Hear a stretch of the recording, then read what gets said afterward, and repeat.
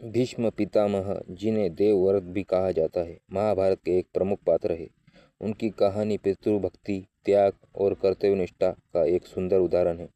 उन्होंने आजीवन ब्रह्मचर्य का पालन किया और अपने पिता शांतनु के लिए एक भीष्म प्रतिज्ञा ली। महाभारत में उन्हें कौरवों को सेनापति भी दर्शाया गया है।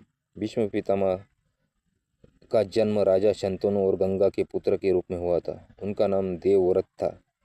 देवव्रत ने अपने पिता के लिए एक भीष्म प्रतिज्ञा ली, जिसमें उन्होंने आजीवन अविवाहित रहने और राज्य का त्याग करने का संकल्प लिया। इस प्रतिज्ञा के कारण ही उनका नाम भीष्म पड़ा।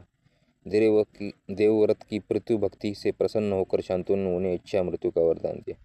जब महाभारत का युद्ध शुरू हुआ तो भीष्म पितामह कौरवों के सेनापति थे। महाभारत में पांडवों के लिए उन्हें हराना एक बड़ी चुनौती थी।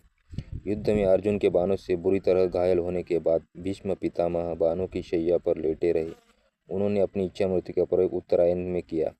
उन्होंने गंगा नदी के किनारे अपनी इच्छा मृत्यु ली। भीष्म पितामह ने अपनी शिक्षाओं में कई बातें बताई है, जिनमें कुछ पितृभक्ति का, पिता का सम्मान, पालन पोषण करना महत्वपूर्ण है। अपने व्यक्तिगत हितों के बजाय दूसरों की भलाई के लिए त्याग करना चाहिए। धर्म और सत्य का पालन करना चाहिए। अपने कर्तव्यों का पालन करना चाहिए।